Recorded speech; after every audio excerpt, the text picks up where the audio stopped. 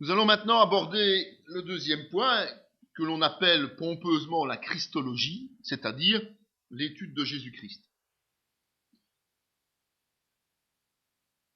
On peut dire globalement que le fait que Jésus était homme ne pose pas trop de problèmes d'acceptation, même dans le monde. Quoique certains spiritualisent tout, mais c'est une marge très, très minoritaire, et disent que Jésus, il n'était pas possible qu'il soit devenu homme parce qu'il était Dieu. Enfin bon, on va pas perdre notre temps avec ce genre d'ânerie. On va rester sur le principe de se dire que Jésus, homme, historique, quelque part, mais le monde ne nie pas l'existence de Jésus, ou en tout cas, bon, n'a pas l'air d'avoir de problème avec le fait qu'un jour, Jésus ait été sur terre. Par contre,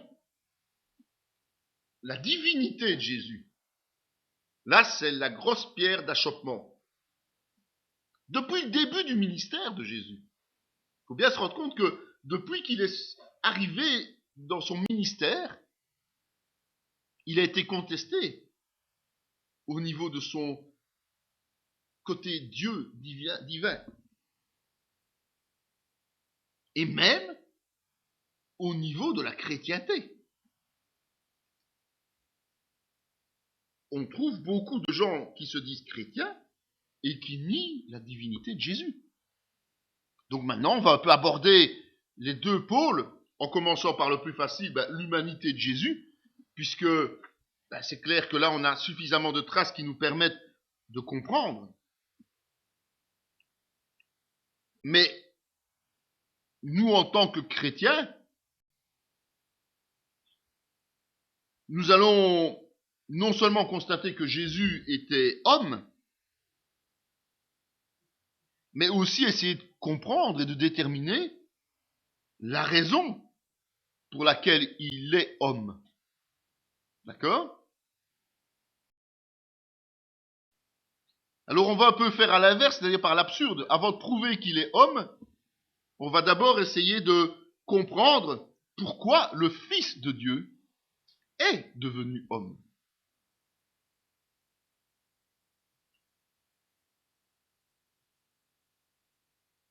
Il y a un objectif à ça, un but précis. On le trouve dans Luc 19:10. Car le Fils de l'homme est venu chercher et sauver ce qui était perdu. Donc, venir chercher ce qui est perdu et le sauver. Qu'est-ce qui est perdu ? L'humanité. Dans Galates 1, il est dit que la grâce et la paix vous soient données de la part de Dieu le Père et de notre Seigneur Jésus-Christ, qui s'est donné lui-même pour nos péchés, afin de nous arracher du présent siècle mauvais, selon la volonté de notre Dieu et Père. Donc c'est là qu'on voit le sacrifice de substitution. Il a décidé de payer le prix, de se sacrifier pour nous sauver, pour nos péchés à nous. Car le salaire du péché, c'est la mort, mais le don gratuit de Dieu, c'est la vie éternelle en Jésus-Christ, notre Sauveur.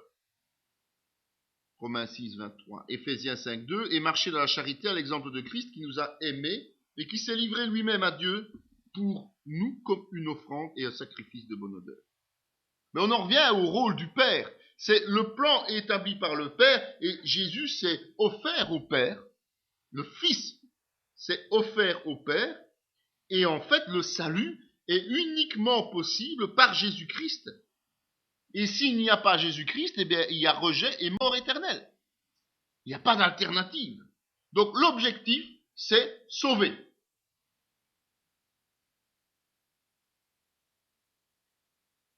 On peut dire que, outre l'objectif, il y avait une obligation. Ainsi donc, Hébreux 2, 14, ainsi donc, puisque les enfants participent au sang et à la chair, il y a également participé lui-même, afin que par la mort, il anéantisse celui qui a la puissance de la mort, c'est-à-dire le diable, et qu'il délivra tous ceux qui, par crainte de la mort, étaient toute leur vie retenus dans la servitude. Car assurément, ce n'est pas à des anges qu'il vient en aide, mais c'est à la postérité d'Abraham. En conséquence, il a dû être rendu semblable en toutes choses à ses frères, afin qu'il fût un souverain sacrificateur miséricordieux et fidèle dans le service de Dieu, pour faire l'expiation des péchés du peuple, car ayant été tenté lui-même dans ce qu'il a souffert, il peut secourir ceux qui sont tentés. C'est un tout beau passage, ça. On ne le retrouve pas souvent, mais il est là dans Hébreux 2, 14. Et c'est un superbe passage. Pour pouvoir réaliser l'objectif qui avait été établi par le Père, et pour pouvoir remplir les conditions de cet objectif, il y avait une obligation, c'est qu'il devait revêtir le même corps que nous.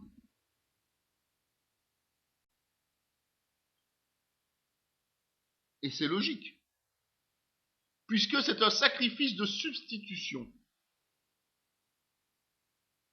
Il n'aurait pas pu payer le prix plein s'il n'avait pas subi les tentations de la chair et du malin, s'il n'avait pas dû être obligé de vivre dans les mêmes conditions que nous les hommes. Donc restons bien convaincus que c'est une obligation, cette incarnation du Fils. Car chose impossible à la loi, parce que la chair la rendait sans force, Dieu a condamné le péché dans la chair en envoyant à cause du péché son propre Fils dans une chair semblable à celle du péché, et cela afin que la justice de la loi fût accomplie en nous, qui marchons non selon la chair, mais selon l'esprit. Romains 8, 3. Donc, le fait qu'il a souffert lui-même quand il a été tenté, et donc, il a souffert pour résister. C'est ça qui se passe. C'est que la tentation, c'est la tentation. La difficulté, c'est de ne pas céder à la tentation. Et donc, c'est là qu'est la souffrance. Eh bien, il peut efficacement nous secourir, puisque tout qui est tenté après lui, il peut le comprendre. Et surtout, il a déjà remporté la victoire sur ce péché-là. Donc, si nous sommes devant une tentation, il faut savoir que cette tentation n'a aucune raison d'être, puisque la victoire est déjà acquise. Donc, nous avons beaucoup plus facile de nous en débarrasser, logiquement. Et ce n'est pas pour s'offrir lui-même plusieurs fois qu'il y est entré, comme le souverain sacrificateur entre chaque année dans le sanctuaire avec du sang étranger. Autrement, il aurait fallu qu'il eût souffert plusieurs fois depuis la création du monde, tandis que maintenant, à la fin des siècles, il a paru une seule fois pour abolir le péché par son sacrifice. Donc, cette incarnation est unique. C'est un fait unique. Il ne doit pas être incarné plusieurs fois. Il ne doit pas revenir à plusieurs reprises. C'est un acte unique qu'il est venu accomplir. Et donc il ne reviendra plus jamais sous la forme charnelle de l'homme déchu. On est bien d'accord, on parle de l'homme déchu. On ne parle pas, il a l'apparence charnelle. Aujourd'hui, il a un corps de gloire. Ce corps-là, il va le garder. C'est ainsi que nous le reconnaîtrons. Mais il ne sera plus jamais obligé de revenir pour vivre comme nous. D'où ce qui était dit précédemment, à d'autres endroits dans la parole, où il dira, si quelqu'un vous dit qu'il est le Christ, vous savez que c'est un menteur. D'accord ? C'est ça l'avertissement. Parce que matériellement, il ne reviendra jamais plus comme il est venu. Donc il est impossible que Jésus, Christ, revienne sur cette terre de cette manière-là. C'est écrit. C'est dit clairement.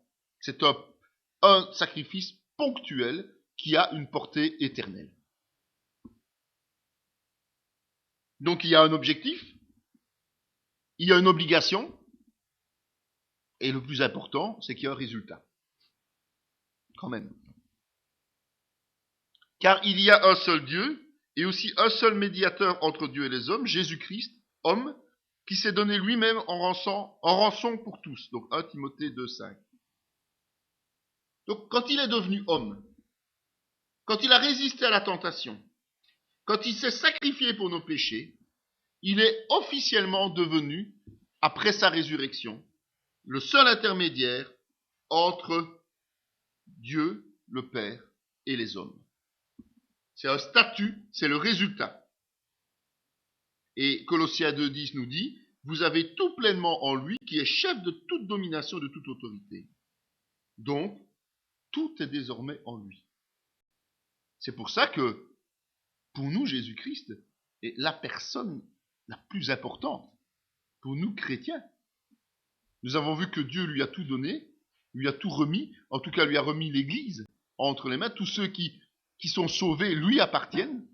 Et donc c'est pour ça que nous insistons tant sur Jésus-Christ. Parce que nous lui appartenons, c'est le Père qui nous a donné à lui, et lui a tout reçu. Et il est l'intermédiaire vers le Père. Le seul. Le seul.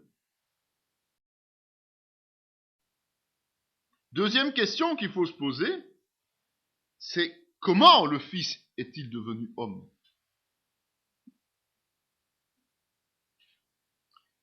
Dans 1 Timothée 3,16, il est dit « Et sans contredit, le mystère de la piété est grand.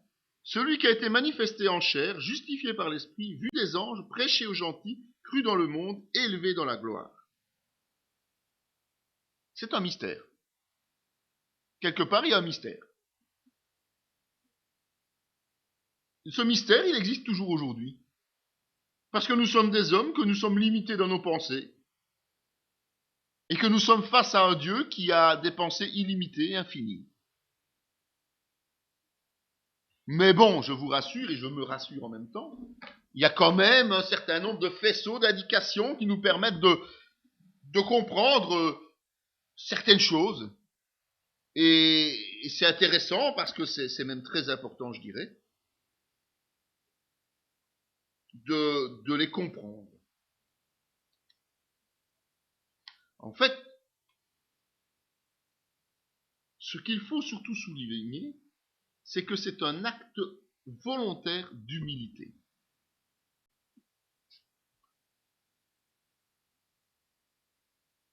Et sans contredit, mais lorsque les temps ont été accomplis, Dieu a envoyé son Fils, né d'une femme, né sous la loi. Donc, comme on l'a vu, c'est le Père qui détermine les plans. C'est le Père qui a choisi que la seule façon de sauver l'humanité, c'était le sacrifice du Fils. D'accord ? Mais évidemment, ce serait un peu réducteur d'en rester là. Et c'est la suite qui est importante, évidemment.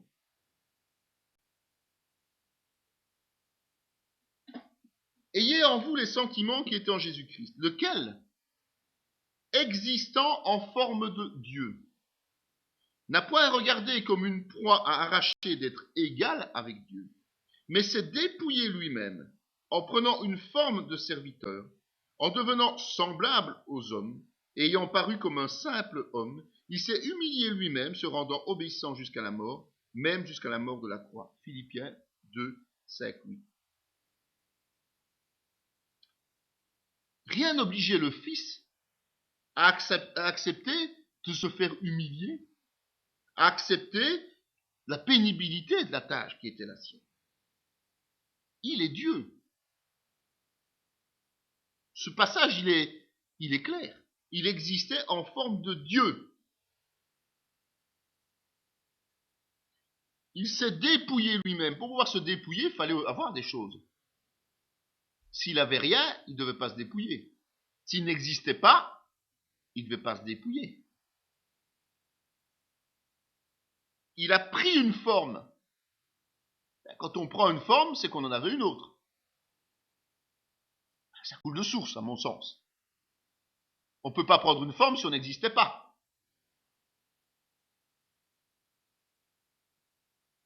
Donc, il est devenu semblable aux hommes. Pour devenir semblable aux hommes, c'est qu'il fallait qu'il soit semblable à quelqu'un d'autre ou à quelque chose d'autre. Avant.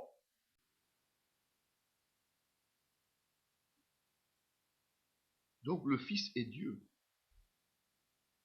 Il n'y a pas de discussion possible. Ce sont une discussion vaine et ça ne sert à rien. Les discussions vaines n'apportent rien. Donc si le Père lui a demandé ce sacrifice, c'est de sa propre initiative qu'il est descendu sur terre. C'est pour ça que je dis c'est un acte volontaire. Il s'est fait homme, il est dit clairement que c'est lui qui s'est dépouillé. Ce n'est pas Dieu le Père qui l'a dépouillé en le jetant sur terre et en lui disant maintenant on va faire ce qu'il faut faire.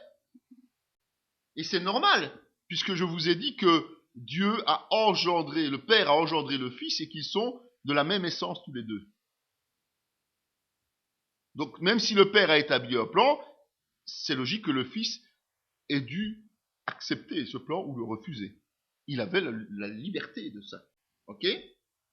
Donc c'est volontairement qu'il a accepté une condition beaucoup moins enviable que la sienne, soyons clairs. Et en faisant cet acte volontaire, il est allé jusqu'au bout. Et il a accepté de mourir de manière infâme pour obéir au Père. C'est une obéissance volontaire.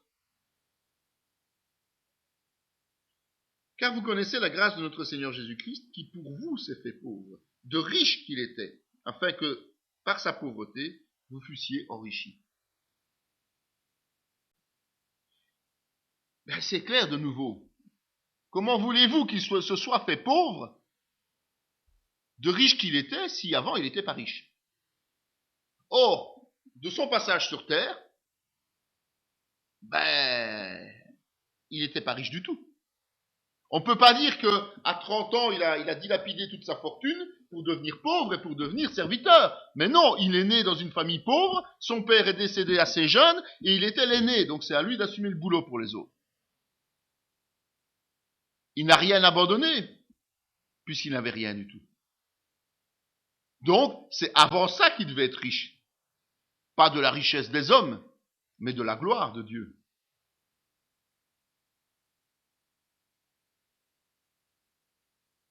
Il n'était pas un ange, puisqu'il n'a pas été créé, il a été engendré.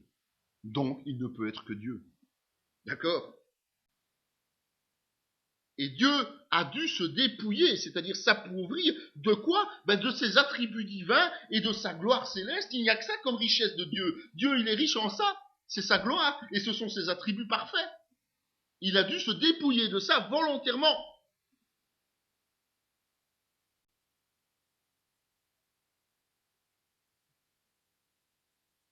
Vous savez, pour essayer d'imaginer ce que ça veut dire, d'abandonner sa gloire, d'abandonner sa richesse, mais il faut parfois voir dans l'histoire du monde, quelqu'un qui était par exemple exilé, qui se voyait confisquer tous ses biens et qu'on exilait, qui était riche matériellement et qui devenait pauvre. Et ce n'est rien du tout à côté du prix que Dieu a dû payer. C'est une approche imparfaite, mais ça peut nous permettre d'essayer d'un peu comprendre ce que ça représente. Mais il y a quelque chose qu'il faut quand même bien retenir et qui fait partie du mystère et difficile à expliquer, mais on va quand même par la suite essayer de l'expliquer. C'est dans Colossiens 2,9, il est dit « Car en lui habite corporellement toute la plénitude de la divinité. » Jésus s'est fait homme, mais il est Dieu. Et il a le droit d'être Dieu. Personne ne peut lui interdire d'être Dieu. D'ailleurs, ne disait-il pas, ça me vient à l'esprit maintenant, mais qu'il lui suffisait d'invoquer le Père et c'était une légion d'anges qui viendrait le sauver à Gethsémane.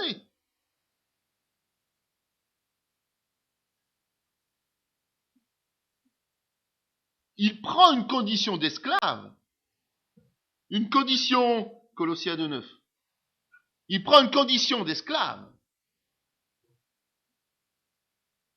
mais il n'en est pas un dans les termes concrets. Il peut à tout moment se libérer de cet esclavage.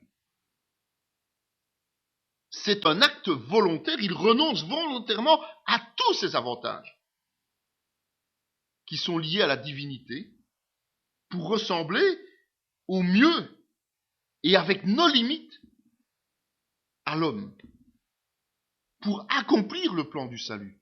C'est là qu'il faut comprendre la portée Moi, je suis toujours en admiration devant ce que Jésus fait. C'est au travers de ce genre d'écriture, et au travers de ce genre de passage, quand on prend la portée du sacrifice de Jésus, du fait que tout ça a été fait volontairement et qu'à tout moment, il aurait pu dire stop. Hein.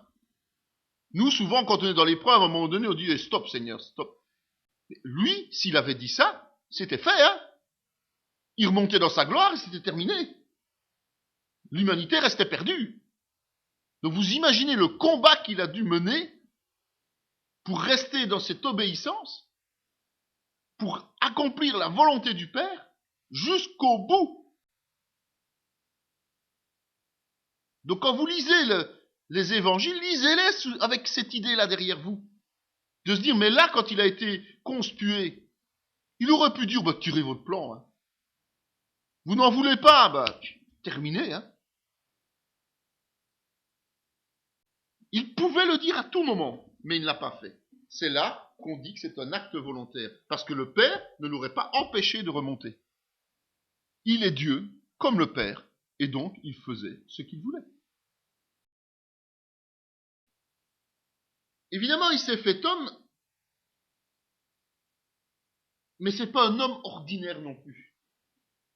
C'est-à-dire que par rapport à nous, êtres humains, il y avait quand même des différences. La première, c'est qu'il fallait qu'il soit pur.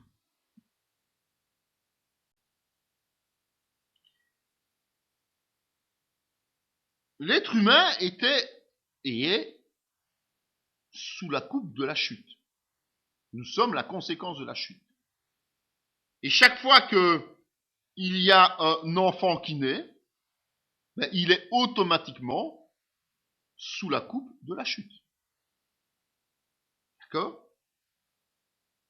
Si cet homme devait justement nous permettre de racheter nos péchés, Jésus-Christ, il ne pouvait pas être conçu pécheur. C'est pour cela qu'il y a eu ce miracle pour la naissance et pas cette relation sexuelle. Au 6e mois, l'ange Gabriel fut envoyé par Dieu dans une ville de Galilée appelée Nazareth auprès d'une vierge fiancée à un homme de la maison de David nommé Joseph. Le nom de la vierge était Marie. L'ange entra chez elle et dit « Je te salue, toi à qui une grâce a été faite. Le Seigneur est avec toi. » Troublée par cette parole, Marie se demandait ce que pouvait signifier une telle salutation. L'ange lui dit « Ne crains point, Marie, car tu as trouvé grâce devant Dieu. Et voici, tu deviendras enceinte et tu enfanteras un enfant. Et tu lui donneras le nom de Jésus. Il sera grand et il sera appelé fils du Très-Haut, et le Seigneur Dieu lui donnera le trône de David, son père. Il régnera sur la maison de Jacob éternellement, et son règne n'aura point de fin. Marie dit à l'ange, comment cela se fera-t-il puisque je ne connais point d'homme? L'ange lui répondit, le Saint-Esprit viendra sur toi, et la puissance du Très-Haut te couvrira de son ombre. C'est pourquoi le Saint-Enfant qui naîtra de toi sera appelé fils de Dieu. Et Matthieu raconte un peu la même histoire, ici c'est dans Luc 1, mais Matthieu dit, voici de quelle manière arriva la naissance de Jésus-Christ. Marie, sa mère, ayant été fiancée à Joseph, se trouva enceinte par la vertu du Saint-Esprit, avant qu'ils eussent habité ensemble. Joseph, son époux, qui était un homme de bien et qui ne voulait pas la diffamer, se proposa de rompre secrètement avec elle. Comme il y pensait, voici un ange du Seigneur lui apparut en songe et dit, Joseph, fils de David, ne crains pas de prendre avec toi Marie, ta femme, car l'enfant qu'elle a conçu vient du Saint-Esprit. Donc, il ne fallait pas que le Fils de Dieu hérite de la nature pécheresse consécutive à la chute. Donc, n'oubliez quand même pas au Jardin d'Éden ce qui s'est passé. C'est Adam qui a assumé la conséquence de la chute. C'est pas Ève. Ève a eu des conséquences aussi, mais c'est Adam qui a été créé. Hein. Ève a été créée à partir d'Adam. D'accord ? Donc, c'est Adam qui porte la conséquence de la chute. C'est pour ça que c'est dans la lignée de l'homme que le problème se pose, en réalité. Et c'est pour ça que le Fils de Dieu ne pouvait pas être incarné au travers d'un homme.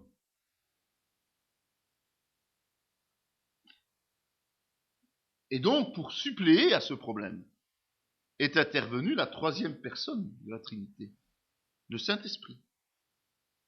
Et c'est le Saint-Esprit qui va féconder Marie, qui est vierge. Et il n'y a pas eu de relation sexuelle mais tout simplement par un miracle. Parce qu'il fallait que le Fils de Dieu ait cette sainteté préservée. D'ailleurs, on dit, et on l'a lu, que dans Luc, au verset 35, c'est pourquoi le saint enfant. Alors qu'on parle d'enfant en général, ici on parle bien de saint enfant. C'est une nuance importante. Il devait rester saint.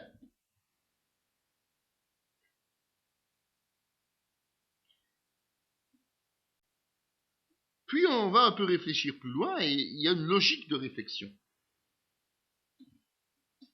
Dans Jean 1,13, il est dit, quand on parle justement de la parole, non du sang, ni de la volonté de la chair, ni de la volonté de l'homme, mais de Dieu. Ça amène pas mal de petites réflexions. Ça. Par exemple, si le Fils est le fruit d'une relation entre un homme et une femme, ça veut dire que Dieu ne serait que son père adoptif.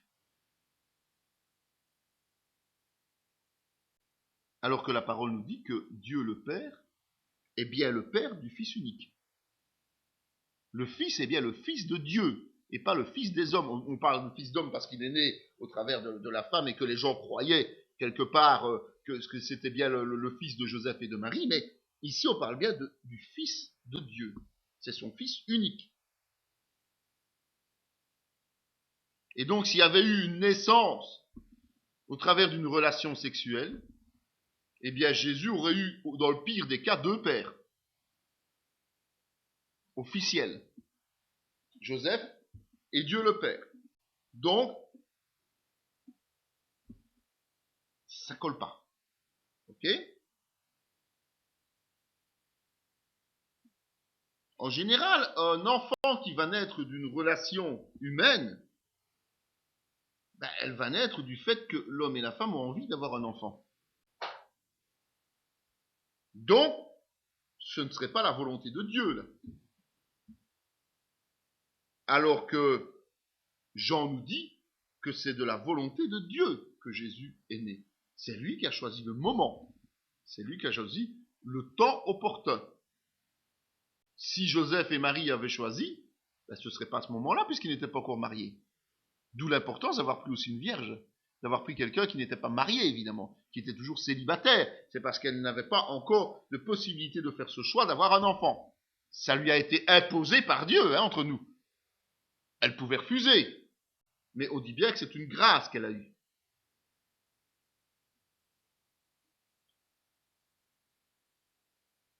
Donc comme je l'ai dit tout à l'heure, autre réflexion importante, c'est que Jésus ne pouvait pas appartenir à la lignée d'Adam par le sang. Parce que celle-ci était souillée par le péché. Donc pour pouvoir racheter l'humanité, il fallait que celui qui payerait le prix vienne de l'extérieur de cette humanité. D'accord ? Donc voilà quelques réflexions qui nous amènent quand même à ne pas trop jouer sur les mots et bien se rendre compte qu'il y a quelque chose de très particulier qui s'est passé à ce moment-là. Que c'est pas quelque chose d'anodin. Il y a vraiment derrière ça toute une réflexion de Dieu, toute une mise en place et toute une pratique que l'homme ne peut pas maîtriser, mais que l'on peut quand même partiellement comprendre. L'autre particularité importante, évidemment, de Jésus, c'est que il est demeuré parfait. Donc il a dû naître dans la sainteté, mais il est demeuré parfait. Dans 2 Corinthiens 5, 21, il dit « Celui qui n'a point connu le péché, il l'a fait devenir péché pour nous, afin que nous devenions en lui justice de Dieu. » Donc c'est très clair. Et ça, il faut ne jamais s'en départir. C'est une certitude, une vérité. Jésus n'a pas commis le moindre péché lors de son passage sur terre. Pas commis le moindre péché. C'est important.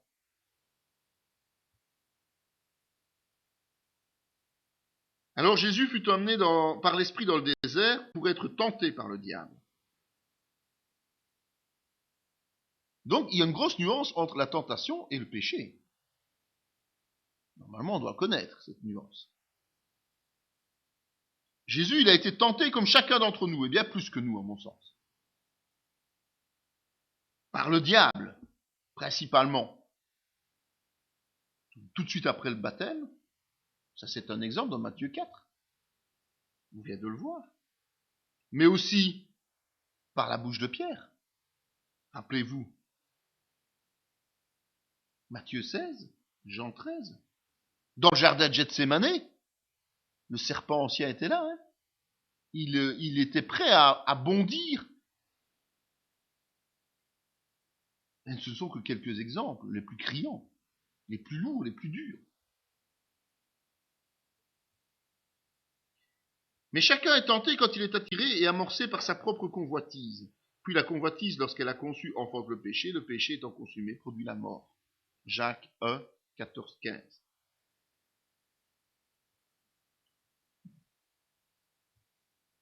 La grosse différence entre Jésus et nous, c'est quoi? C'est que Jésus n'a pas été conçu dans le péché. Donc le péché qu'on dit originel n'est pas en lui. On vient de le voir. Donc Jésus n'a jamais été tenté de l'intérieur. Sa chair ne pouvait pas l'emmener vers la faute. Il ne connaissait pas le péché d'origine. C'est-à-dire que Jésus ne connaissait pas la convoitise. Ça ne lui posait pas de problème de ne rien avoir. Il n'enviait pas les autres. Il était venu accomplir son travail et il le faisait fidèlement, le plus fidèlement possible. C'est-à-dire parfaitement. Donc les tentations qu'il a dû subir venaient de l'extérieur. Mais elles étaient beaucoup plus virulentes, évidemment, puisque c'est son ennemi juré qui était là. Celui qui savait que s'il réussissait sa mission, ses jours étaient méchamment comptés. Et donc le diable a tout essayé. Et Jésus a résisté parfaitement. Et pour ça, il a utilisé les armes, des armes qui étaient à sa disposition. Et les armes, c'était quoi? C'était d'abord la parole de Dieu. Il a utilisé la parole de Dieu qu'il connaissait. Matthieu 4,4 par exemple. Il a utilisé le soutien des autres aussi. Il a demandé l'aide des autres. Il n'en a pas beaucoup obtenu entre nous. Hein. Notamment Matthieu 26. Et puis surtout, il avait la prière. Notamment Marc 14. Donc comme il n'a jamais cédé, il y a une conséquence importante. C'est qu'il n'a jamais eu recours à quoi? À la repentance et au pardon. C'est pour ça qu'on dit qu'il est demeuré parfait.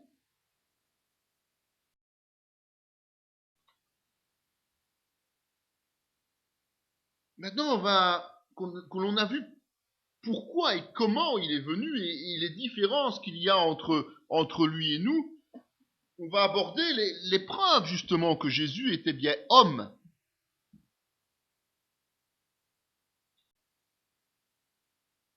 Homme israélite, écoutez ces paroles. Jésus de Nazareth, cet homme à qui Dieu a rendu témoignage devant vous par les miracles, les prodiges, les signes qu'il a opérés par lui au milieu de vous, comme vous le savez vous-même. Acte de 12.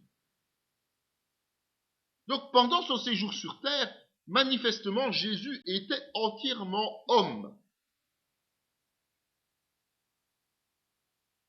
La preuve de cela, par exemple, une preuve flagrante, c'est que avant d'accomplir tous ces signes et ces miracles, par quoi est-il passé? Par le baptême du Saint-Esprit. Donc, le Saint-Esprit œuvrait au travers de lui, comme il le fait au travers de nous aujourd'hui. Il n'utilisait pas ses capacités divines par lui-même, mais au travers de ce baptême du Saint-Esprit.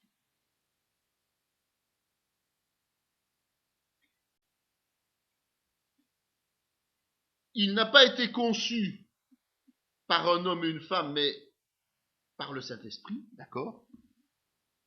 Par contre, il a eu une naissance tout à fait naturelle. Il n'est pas arrivé comme ça du jour au lendemain. Il y a eu une gestation, Et il est dit, pendant qu'ils étaient là, le temps où Marie devait accoucher arriva, et elle enfanta son fils premier-né. Elle l'emmaillota et le coucha dans une crèche, parce qu'il n'y avait pas de place pour eux dans l'hôtellerie. Donc, même s'il a été conçu par le Saint-Esprit, donc de façon surnaturelle, Jésus est né comme tout autre bébé, par la voie naturelle. C'est important aussi ça, parce que certains veulent spiritualiser tout, mais non. Il est bien né comme un tout autre enfant né. Il y a eu une grossesse normale, et les conditions de l'accouchement n'étaient pas des meilleures entre nous.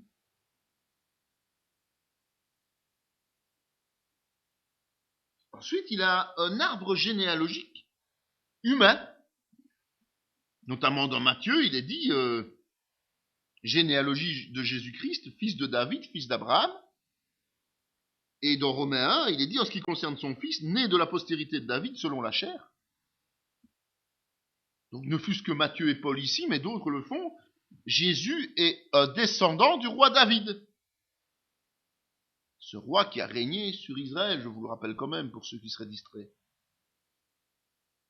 Donc, il a une généalogie comme tout autre être humain qui le fait remonter au trône de David et au-delà à Abraham.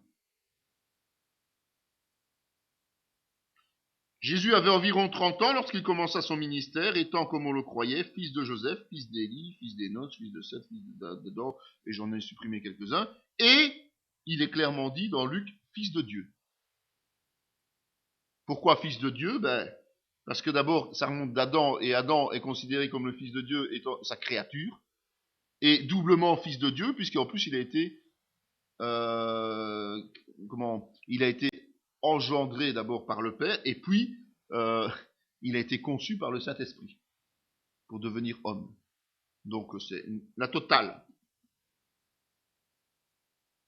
Donc Luc va jusqu'à donner une généalogie qui va très loin, et si on prend la généalogie humaine, il va jusqu'à l'être humain créé, c'est-à-dire Adam.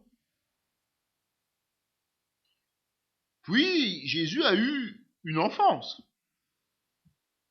Or l'enfant croissait, se fortifiait, il a été rempli de sagesse, et la grâce de Dieu était sur lui, et Jésus croissait en sagesse, en stature et en grâce devant Dieu et devant les hommes. C'est 2 passages du chapitre 2 de Luc. On n'a pas beaucoup de références de son enfance, c'est normal, puisqu'il a eu une enfance tout à fait ordinaire, comme sauf quelques exceptions, mais comme chacun d'entre nous. Et donc, tout simplement, Luc nous dit qu'il a été bébé, il a été enfant, il a grandi, croître, ça veut dire que c'est grandir, d'accord, et qu'il se fortifie, comme tout être humain, normalement, constitué, se fortifie. Ce sont des preuves physiques, tout simplement, qu'il a passé tous les stades, c'est-à-dire de l'enfance jusqu'à l'adolescence, et puis à l'âge adulte, comme tout être humain, de nouveau, il n'y a rien eu de particulier à ce niveau-là. La Bible nous dit suffisamment et nous donne suffisamment de passages qui nous disent que Jésus avait un corps humain en tout point semblable au nôtre. On a vu tout à l'heure Colossiens 2,9 qui dit que car en lui habite corporellement toute la plénitude de la divinité. Donc corporellement, ça dit bien ce que ça dit. C'est un corps. En répandant ce parfum sur mon corps, elle l'a fait pour ma sépulcre. Matthieu 26, 12. Mais il parlait du temple de son corps, Jean 2, 21.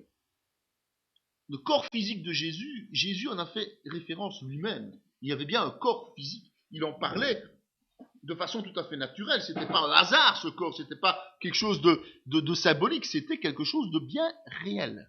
Son corps.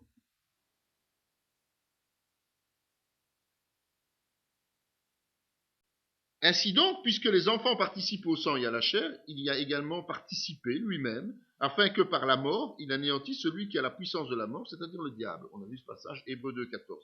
Et dans Hébreux 10, 5, il est dit, c'est pourquoi Christ, entrant dans le monde, dit, tu n'as voulu ni sacrifice ni offrande, mais tu m'as formé un corps. C'est en vertu de cette volonté que nous sommes sanctifiés par l'offrande du corps de Jésus-Christ, une fois pour toutes. L'auteur de l'épître aux Hébreux confirme le fait que le corps est de chair et de sang. Donc c'est pas seulement un corps, une enveloppe, mais c'est un corps comme le nôtre où il y a du sang qui circule. Façonné par Dieu, ben oui. Il a été façonné dès le départ, au niveau d'Adam, le corps humain. Et c'est ce même corps que Jésus a. Et c'est ce corps-là que Dieu réclame en rançon. C'est pas un corps artificiel, c'est un vrai corps qu'il réclame en rançon. Pour nos péchés, pas pour les siens. S'étant approché de Jésus et le voyant déjà mort, ils ne lui rompirent pas les jambes, mais un des soldats lui éperça le côté avec une lance et aussitôt il sortit du sang et de l'eau. Le sang et de l'eau ont coulé comme il l'aurait fait de n'importe quel flanc d'humain crucifié et mort sur cette croix. Parce qu'on l'a percé post-mortem, après sa mort, pour vérifier s'il était bien mort. Et donc si ça avait été encore, on va dire, entre guillemets, artificiel, ben, il n'y aurait eu aucun résultat. Mais de ce corps a coulé du sang mêlé à de l'eau. C'est comme ça qu'on le définissait à l'époque. C'est du sang caillé, en fait. C'est du sang d'un mort. Il est aussi connu comme membre d'une famille juive.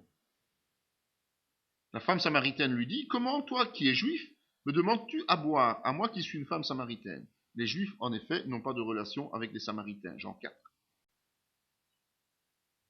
Comment elle a pu deviner qu'il était juif? Ben, c'est pas compliqué. Les juifs avaient une manière de se vêtir particulière, mais aussi ils avaient une physionomie particulière. Nous sommes des Européens, on a une physionomie, et si on regarde les Africains, ils ont une autre physionomie. Mais si aujourd'hui vous regardez des Juifs, ils sont pas vraiment comme nous, physiquement. Ils sont différents, et donc ils sont reconnaissables. Et quand un Juif circule hors de son pays, bah, tout de suite on sait que c'est un Juif. Si aujourd'hui vous avez un Africain qui vit en Europe, bah, on sait qu'il est africain. C'est plus facile de le reconnaître peut-être comme ça, mais c'est pareil. Mais si vous avez un Congolais qui circule au Burundi, ben, on va voir qu'il n'est pas burundais. Ah oui. Un Allemand n'est pas belge. Ça se voit. Il y a des traits physiques qui sont spécifiques. À chaque nationalité, on va dire, en tout cas à chaque ethnie. Parfois, bon, il y a tellement de mélange qu'on ne sait plus, mais souvent, c'est comme ça. Si les gens viennent d'une région et qu'ils y ont habité de plusieurs générations d'affilée, eh bien, ils ont un faciès, ils ont une manière d'être présentés reconnaissable. Eh bien, c'est Jésus aussi, il était juif et on le reconnaissait. Cependant, Pierre était assis dehors dans la cour. Une servante s'approcha de lui et lui dit, « Toi aussi, tu étais avec Jésus le Galiléen. Car nous avons entendu dire que Jésus, ce Nazaréen, détruira ce lieu et changera les coutumes que Moïse nous a données. » Les autres Juifs savaient de quelle origine il était. Ils savaient qu'il était de Galilée, ils savaient qu'il était de Nazareth. Des deux régions, bah, c'était un peu de confusion, mais ça, c'était dû en fait au recensement de César Auguste. Vous vous souvenez, ils ont dû changer de région, ils ont dû retourner à l'origine. Et donc, bah, il y a eu quelques interprétations, quelques mélanges, mais ils savaient qu'il n'était pas de Jérusalem, de Judée. En tant que tel, il était de Galilée, il était de Nazareth. Et donc les Juifs savaient, ils le reconnaissaient comme tel. Puis on voit dans Matthieu 13 notamment, n'est-ce pas le fils du charpentier, n'est-ce pas Marie qui est sa mère, Jacques, Joseph, Simon et Jude, ne sont-ils pas ses frères? Ou bien, n'est-ce pas le charpentier, le fils de Marie, le frère de Jacques, de Joseph, de Jude et de Simon, et ses sœurs ne sont-elles pas ici parmi nous? Et il était pour eux une occasion de chute. Marc 3. Les gens reconnaissent que Jésus a une famille. Un père, une mère, des frères, des sœurs. Et Marc va même jusqu'à dire qu'il était charpentier, c'est son métier. Donc il exerçait le même métier que son père. Donc voilà. Il avait une famille, il était connu comme ayant une famille. Puis il vit dans un environnement qui est un environnement humain. Et la parole a été faite chair, elle a habité parmi nous, pleine de grâce et de vérité. Nous avons contemplé sa gloire, une gloire comme la gloire du Fils unique venu du Père, Jean 1,14. Ça veut dire qu'il est clair que Jésus a vécu au milieu des hommes. C'est ça que ça veut dire. Jésus lui répondit, les renards ont des tanières, les oiseaux du ciel ont des nids, mais le Fils de l'homme n'a pas où reposer sa tête. Il a vécu au milieu des hommes et dans des conditions les plus précaires qui soient. Lorsqu'ils arrivèrent à Capernaum, ceux qui percevaient les 2 drachmes s'adressèrent à Pierre et lui dirent, votre maître ne paye-t-il pas 2 drachmes? Eh bien, il allait jusqu'à se soumettre aux règles, aux normes civiles, religieuses. C'était un citoyen. Il vivait dans un contexte humain et il se soumettait en tant que citoyen aux règles qui existaient. Il se soumettait en tant que juif religieux aux règles qui existaient. Et puis, on voit aussi qu'à différents endroits, c'est pas exhaustif mais ça donne des idées, il avait des sentiments et des besoins humains. Alors, une remarque préliminaire importante, avoir des sentiments, c'est pas péché. Hein. Le sentiment et le péché, c'est pas pareil. Jésus aimait la présence des femmes, par exemple. Il aimait les femmes qui étaient là autour de lui, mais il condamnait celui qui les regardait avec convoitise, en dehors du mariage. C'est pas la même chose d'aimer être en compagnie des femmes et de les convoiter. C'est tout à fait différent. Ok? Après avoir jeûné 40 jours et 40 nuits, il eut faim. Quand il mangeait pas, il avait faim. Chacun d'entre nous sait ça, connaît ça. Eh bien, Jésus aussi.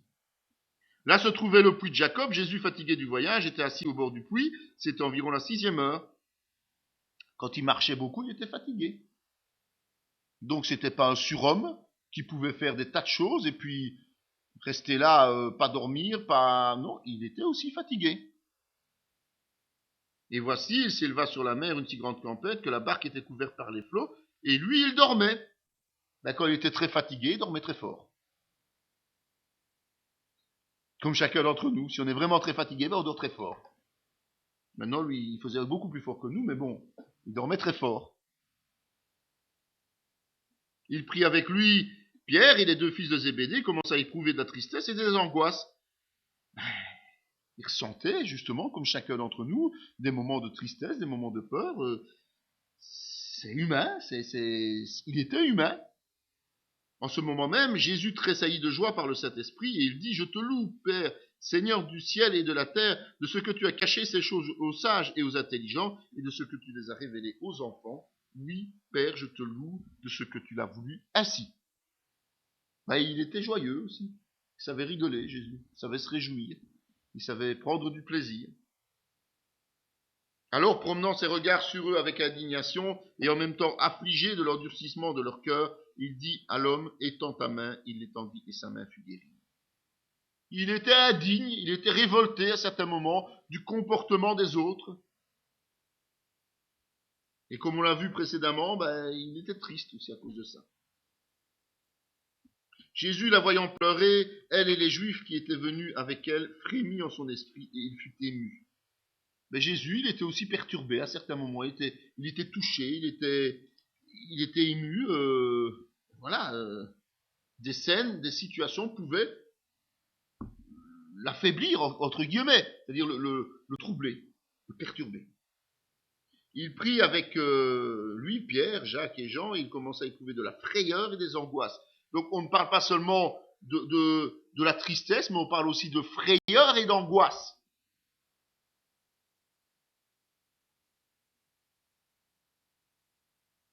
C'est lui qui, dans les jours de sa chair, ayant présenté avec de grands cris et avec larmes des prières et des supplications à celui qui pouvait le sauver de la mort, ayant exaucé à cause de sa piété, ayant été exaucé. Il a connu jusqu'à la souffrance extrême. Or, s'il n'était pas humain, il n'aurait pas connu la souffrance, il ne saurait même pas ce que c'est. Dieu ne connaît pas la souffrance en tant que ressenti dans le corps. Sauf parce que le Fils avait un corps humain. car ayant été tenté lui-même dans ce qu'il a souffert, il peut secourir ceux qui sont tentés. Car nous avons un souverain sacrificateur qui ne puisse compatir à nos faiblesses. Au contraire, il a été tenté comme nous en toutes choses, sans commettre le péché. Comme je l'ai dit tout à l'heure, comme chacun d'entre nous, il a dû résister à toutes sortes de choses. Tout au cours de sa vie. Donc il n'y a pas que quelques moments, évidemment.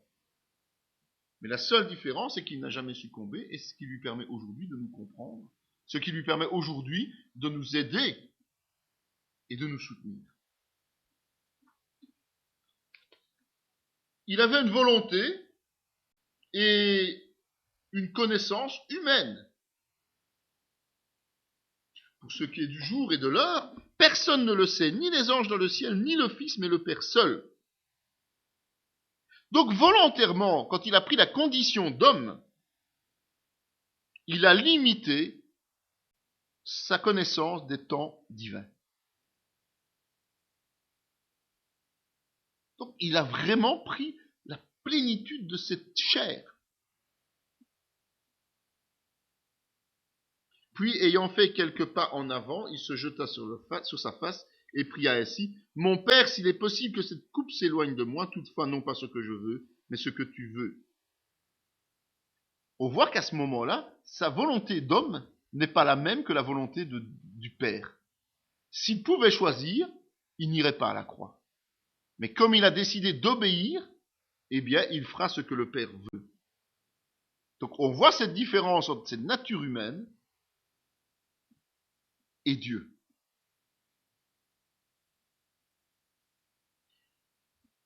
Ce qui prouve aussi qu'il était bien homme.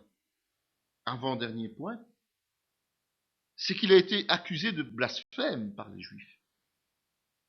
Jésus garda le silence et le souverain sacrificateur, prenant la parole, lui dit, « Je t'adjure, par le Dieu vivant, de nous dire si tu es le Christ, le Fils de Dieu. » Jésus lui répondit, « Tu l'as dit. De plus, je vous le déclare, vous verrez désormais le Fils de l'homme assis à la droite de la puissance de Dieu et venant sur les nuées du ciel. » Alors le souverain sacrificateur déchira ses vêtements, disant, « Il a blasphémé. Qu'avons-nous encore besoin de témoins? Voici, vous venez d'entendre son blasphème, que vous en semble. » Si Jésus avait une apparence autre qu'une apparence humaine normale, s'il avait eu une apparence divine et exceptionnelle, mais il n'aurait pas été accusé de blasphème. C'est quoi le blasphème? Mais à l'époque, c'était de dire « je suis Dieu ». Je suis Dieu. Donc s'il avait eu cette apparence si extraordinaire qu'on veut bien lui donner parfois dans certaines représentations scripturaires, eh bien, on ne l'aurait pas accusé de blasphème. Mais comme il passait pour quelqu'un d'ordinaire, même s'il était érudit, même s'il connaissait la parole, même si certains l'appelaient maître, il restait un homme. Et comme il était un homme, ben, les Juifs, les responsables juifs, ne pouvaient que l'accuser de blasphème. Et puis le tout dernier point, évidemment, c'est qu'il est mort physiquement. Mais celui qui a été abaissé pour un peu de temps au-dessous des anges, Jésus, nous le voyons couronné de gloire et d'honneur à cause de la mort qu'il a soufferte, afin que par la grâce de Dieu, il souffrit la mort pour tous. On peut mourir que si on vit. Nous sommes, nous, vivants et un jour nous mourrons, physiquement. Donc si Jésus n'avait pas été vivant en tant qu'être humain, il ne pouvait pas mourir en tant qu'être humain. Pourtant, il est mort physiquement sur la croix. On l'a vu encore précédemment avec cette lance.